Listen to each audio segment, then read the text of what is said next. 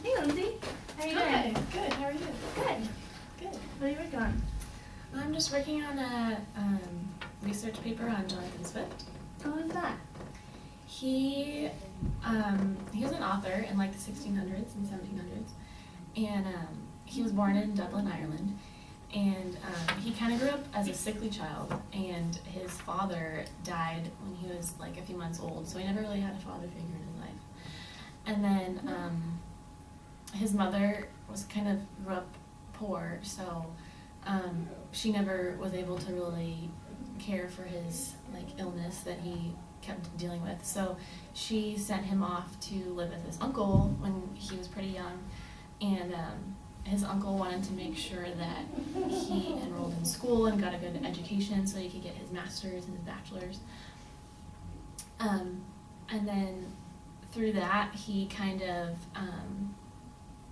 he started working as a secretary for Sir William Temple, and when he did that, that was like around 1700, and that's when he formed his like view on the church and in politics, because he was surrounded with a lot of big like political figures, and so he had a lot of responsibility being a secretary for Temple. And then when he was working for him, he also met his kind of love interest in his life, who was Stella, and they kind of acted as he was like a tutor, a mentor, and friend to her, but and they kind of grew throughout their lives together, but they never got married, and it's probably because Swift struggled like with his whole life kind of going through like unstable relationships. Like he never had a stable mother, and he never really had like a stable female figure in his life, so he didn't know how to be committed to a wife or even like a steady girlfriend for that matter. So I don't know, he just kind of like was really involved in the church, and when he was involved in the church, he started writing a lot, and through his writings, a lot of them are satires, and so that's mainly because he kind of grew up bitter, and it was kind of, writing satires was a way of expressing his bitterness and irony, and so and one of his most famous writings is Gulliver's Travels. Oh, really? I just saw a movie on that. Oh, really? Do you want to watch it? Yeah, we should watch it. It's on YouTube. Okay. Hello, my name is Rachel Massa, and I'm here interviewing the famous Gulliver, who just got back from his travels. He's going to tell us all about it. So, Gulliver, tell me, how did you end up in the island? Well, Rachel, I started out as captain of a vessel, and I was sailing from England, and I ended up needing to get some more men to help with the ship, and they turned out to be pirates, and they decided to mutiny and left me on an island in the middle of nowhere, and I had no idea where I was.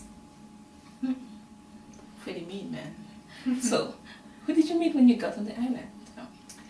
The first people I met were these naked, filthy creatures that were very human-like in appearance, but they were very primitive and barbaric and just really disgusting creatures. The next creatures I met they appeared to be like horses, and they were very simple, peaceful society of creatures, and they were very rational and truthful. They didn't even have the word lie in their language. Instead, they would say, "You said the thing that is not," and they would place the needs of the community before the individual desire.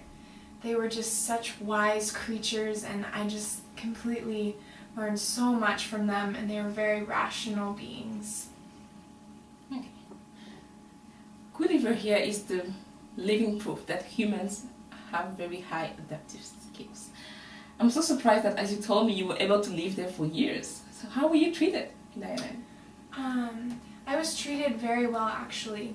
At first, they were very curious, of course, to see me. They thought that I appeared to be very much like the yahoos that they lived with. They were very hesitant at first. and they were surprised that I was able to mimic their language. But they treated me very well and adopted me into their household. And how did that stay in the Winterland change your views or your perspective about human nature? Well, that's a good question, Rachel. It caused me to see how humans are really base, selfish creatures.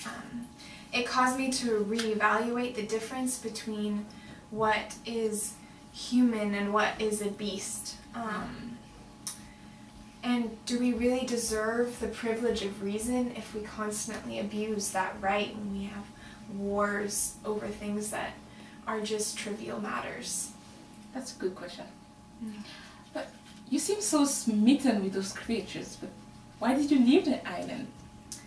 Well, it wasn't by choice. At first, as I said previously, they thought I was very similar to the Yahoos, but when I was able to mimic their language, they started to trust me more and wanted to look into it, what I was, if I really was a Yahoo or if I was a different species, and that just had the appearance of a Yahoo. But eventually that novelty wore off, and as they had more discussions with me, and they began to see that I really am like the Yahoos. And they had a council, and they told my master that he could not allow me to stay any longer, and so since he valued the community above his own desires, he had to ask me to leave, and I was very sad about it, and it was extremely hard for me to come home, and it has been a really rough transition for me. Yeah. So we're certainly glad to have you back here with us in England, as I'm sure our fellow Englishmen are. So Well, thank you. now we have Gulliver's psychiatrist with us, Dr. Brown. So, Dr. Brown, can you tell us a little bit how Gulliver adapted to his coming back to England? Sure. Gulliver did not react very well to his coming back, but this wasn't a surprise at all, because if you remember back to when he left on his journey, he actually left his wife, who was 10 months pregnant, to go on this journey. And so when he came back and was completely rejecting the human race, it wasn't a too big of a surprise, because he already kind of had these similar roots in his nature. And but of course he changed a lot over his journey, and his eyes were open to the lives of the Yahoos. So when he came back, he completely withdrew from his wife and his children, just despised them, and he bought 2 horses and conversed with them to try to create the life of the Winhams, and that brought him some comfort, and so he kind of he lost it a little bit, to say the least. So I'm still seeing him regularly, and hopefully we'll continue to make some progress. Okay. So his despise was just for his wife and his children, or just for like the whole humans? Well, I guess he did despise the human race as a whole. He just rejected everything that he had known in growing up in England, and yeah. Thank you, Dr. Brown. And remember, if you want to take a trip to Winterland, Dr. Brown is always available when you come back. Stay classy, England. Wow, that was a good documentary. There was lots of good information in that. Yeah, no wonder it's so popular today. I remember I had to read it in high school. Yeah, I did too. Yeah, they're actually going out in the movie with Jack Black. That should be good. I wonder why it's so popular and why we study it so much still. I think because it's so timeless, and it talks about things in human nature that are true no matter what century it is, like human pride. And it can be appreciated by people of all ages. Like children, they like them. It's still a part of the giants and the talking horses. Yeah, that's true. Well, I think that gave me a lot of good information for my research paper. Oh, good. I'm glad. Yeah. Are you hungry? Yeah, I'm thinking about taking a break. We should go get dinner. All right, let's go to the cafe. Okay.